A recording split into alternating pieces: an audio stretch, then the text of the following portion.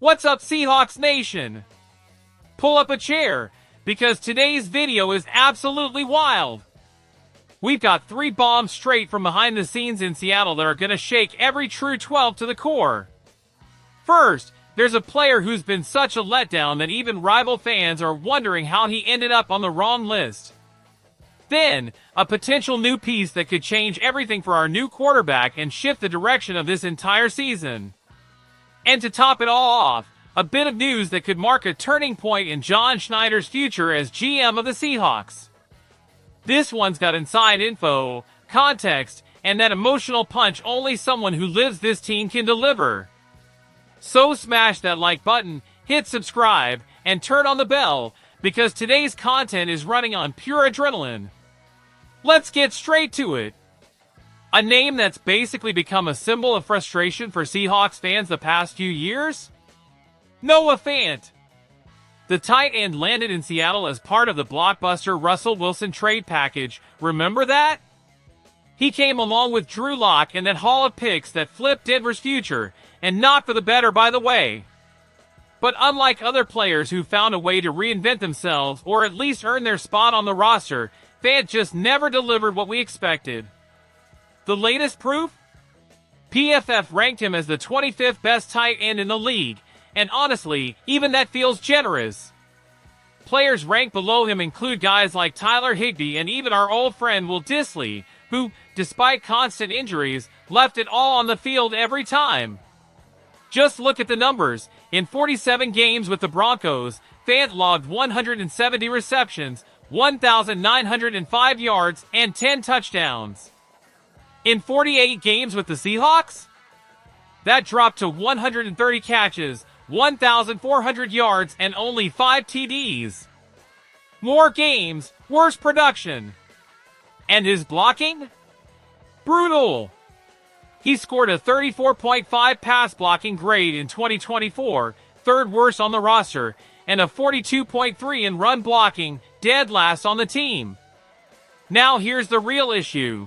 Fant is set to make nearly $9 million in 2025. Keeping him around isn't just inefficient, it's flat-out irresponsible. Especially when we've got 2 hungry young guys like Elijah Arroyo, our second-round pick, and A.J. Barner waiting for a real shot to prove themselves. Fant's time in Seattle should have ended yesterday. No trade value, no upside, just a heavy contract and a wasted roster spot that could go to someone with more heart and drive. Cutting him now isn't an emotional call, it's a strategic one. And if talking about Fant already stings, let's dive into the real pain point, our offensive line. Man, this unit has been a mess for years. From bad draft choices to questionable free agent signings and zero consistency, the Seahawks O-line has become synonymous with dysfunction. And it's not just me saying it, ESPN straight up ranked Seattle's offensive line 31st in the entire NFL in 2024. That's next to last, and dead last in the NFC. In a league where protecting the quarterback is everything, the Seahawks built a wall made of paper. And now, that puts our new starting QB, Sam Darnold, directly in the danger zone. According to ESPN's Bill Barnwell, Darnold had a bounce-back year in 2024, but he still struggles badly under pressure.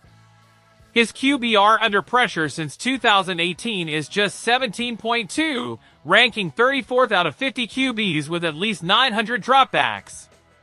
For comparison, Geno Smith, who got traded this offseason, actually had better numbers in that department, even though Darnold outperformed him in several other categories last season. But here's the deal. It doesn't matter how strong your arm is or how well you read the field if you've got to run for your life on every snap. And that's the outrage. Seattle had cap space. There were options in free agency. We had picks in the draft. And what did we do? Signed swing tackle Josh Jones for the veteran minimum and used one high pick on Gray Zabel to compete at left guard. The rest? Same old story, late round flyers, guys out of position, and hoping for miracles in training camp.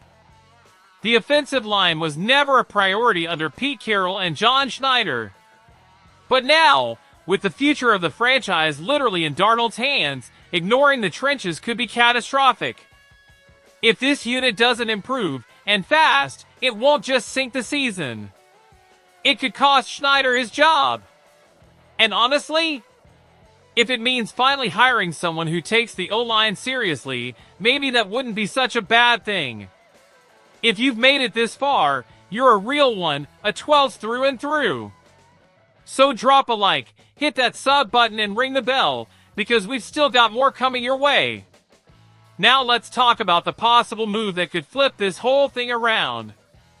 Word is, the Seahawks are in talks for a trade that could be a total game changer. We're talking about Browns guard Wyatt Teller.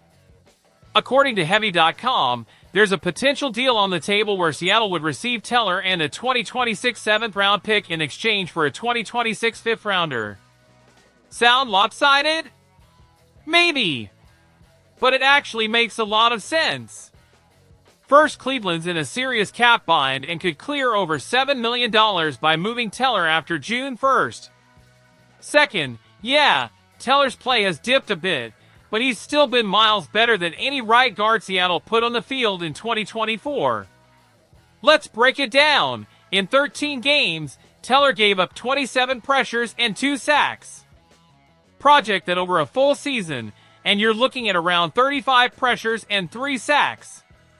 Meanwhile, Seattle's guard trio, Christian Haynes, Anthony Bradford, and Sateo Alami, allowed a combined 57 pressures and 10 sacks.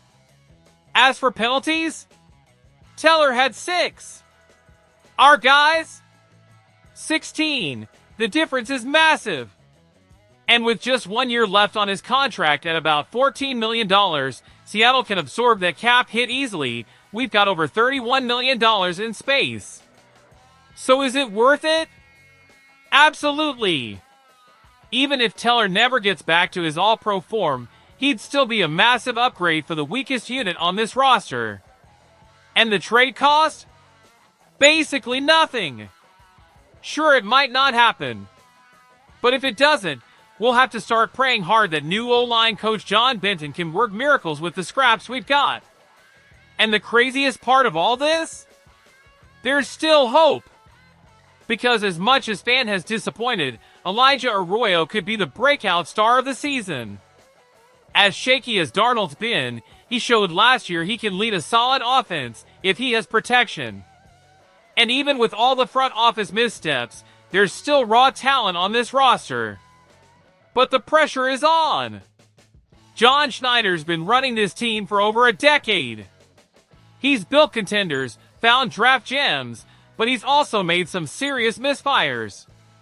And if this ends up being another year of bad line play, sketchy decisions, and wasted talent, the fans won't forgive it.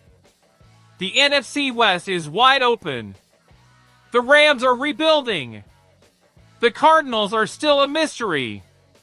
And the 49ers could spiral if the Aiyuk contract saga goes sideways. Seattle has a shot, but it's time to take it seriously. Bottom line? There's a lot going on in Seattle right now, and everything is connected. Cutting Noah Fant? Critical. Protecting Sam Darnold?